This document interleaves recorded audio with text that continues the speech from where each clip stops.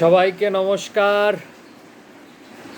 বৃষ্টি ভেজা আজকে দিনে আমার নলেজ ইজ স্ট্রেংথ চ্যানেলে তোমাদেরকে স্বাগত জানাচ্ছি। আজকে নতুন একটা ইনফরমেশন নিয়ে তোমাদের সামনে আবার ফিরে এসেছি। বন্ধুরা, আপনারা হয়তো জীবনে কখনো কোনো না কোনো দিন কোনো জ্যোতিষীর কাছে গিয়েছেন। জ্যোতিষী হয়তো হাত দেখে আপনার অতীত, বর্তমান বা ভবিষ্যৎ সম্পর্কে বলার আগেই হয়তো বলে দিচ্ছে যে আপনি এই পাথরটা নিন, এই পাথরটা নিন, এই পাথরটা নিন।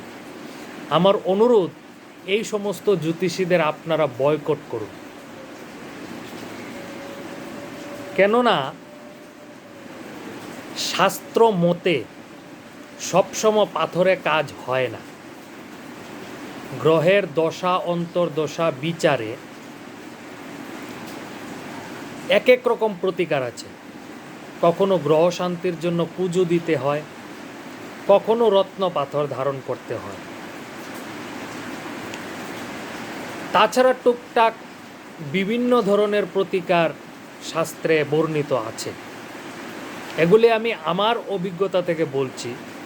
আমি বেশ কয়েক বছর জ্যোতিষশাস্ত্র নিয়ে অধ্যয়ন করে এবং বিভিন্ন জ্যোতিষীদের সঙ্গে আলাপ আলোচনার মাধ্যমে যতটুকু জেনেছি, বুঝেছি, সেটাই আমি আপনাদের সামনে তুলে ধরছি।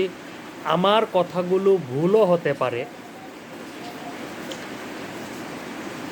আপনারা একটু যাচাই করে দেখবেন, কিন্তু একেবারে ফেলবেন না।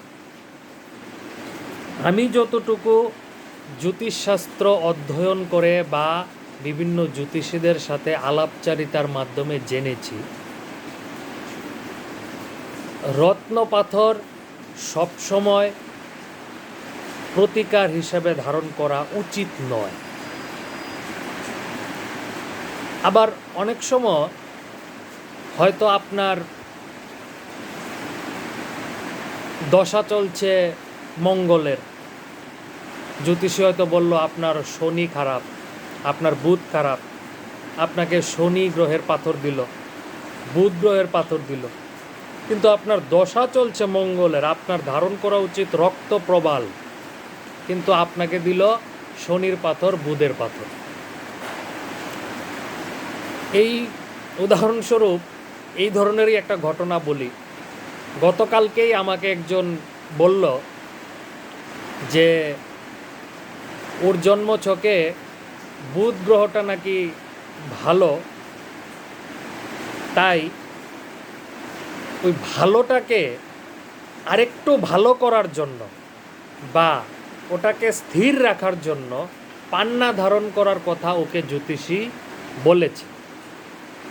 খারাপটাকে চেক দেওয়ার জন্য, ভালোটাকে স্থির রাখার জন্য বা আরও ভালো করার জন্য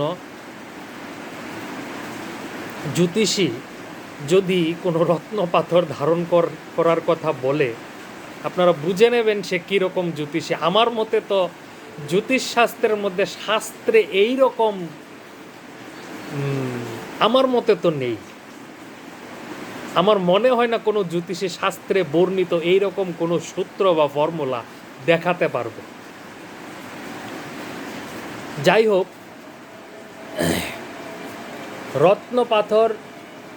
রত্ন পাথরের বিষয়ে আরেকটা কথা বলি। হয়তো আপনি কোনো জ্যোতিষীর কাছ থেকে কোনো পাথর নিয়েছেন প্রতিকার হিসেবে, এবং জ্যোতিষী একটা সামান্য মন্ত্র পাঠ করে আপনাকে সেটা দিয়ে দিল। এইভাবে কখনোই রত্ন পাথর শোধন হয় না। রত্ন পাথর শোধন করার জন্য এক বেশ কিছুক্ষণের একটা প্রক্রিয়া আছে। প্রক্রিয়ার পরে পাথরটাকে জাগ্রত করতে হয়, তারপর সেই পাথরটাকে ধারণ করতে হয়, তাহলেই সেটা গ্রহের কাজ করে। তাই সামান্য কিছু মন্ত্র পাঠ করে দিলেই পাথর শোধন হয়ে যায় না, যতটুকু আমি জানি। তাছাড়া গ্রহের প্রতিকার হিসাবে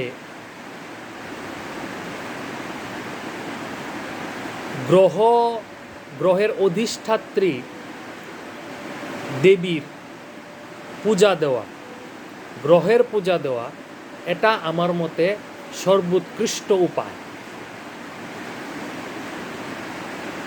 যেমন রাহু গ্রহের জন্য ছিন্নমস্তা কালিকার পূজা, শনি গ্রহের জন্য দক্ষিণা কালিকার পূজা, এইভাবে পুজো দিলে গ্রহের প্রতিকারটা সঠিক হয় এবং শাস্ত্রসম্মতভাবে হয়।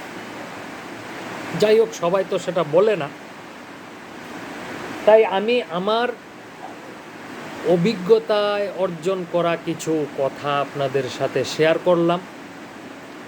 আপনাদের অভিজ্ঞতায়ও এইরকম অনেক কিছু থাকতে পারে। এই সামান্য কয়েক মিনিটের ভিডিও আপনাদের কীরকম লাগলো? আপনাদের মনে কোনো প্রশ্ন জেগেছে কি না? আপনারা কোনো কিছু জানতে চান কি না? সেটা অবশ্যই আমাকে কমেন্টে জানান। আমি বিশদভাবে ভিডিও বানাবো এবং আপনাদের মনের সংশয় দূর করার চেষ্টা করব। সবাইকে ধন্যবাদ। আমার নলেজ ইজ স্ট্রেংথ চ্যানেলটাকে যদি আমার ভিডিও ভালো লেগে থাকে আপনারা সাবস্ক্রাইব করবেন, লাইক করবেন, আশীর্বাদ করবেন।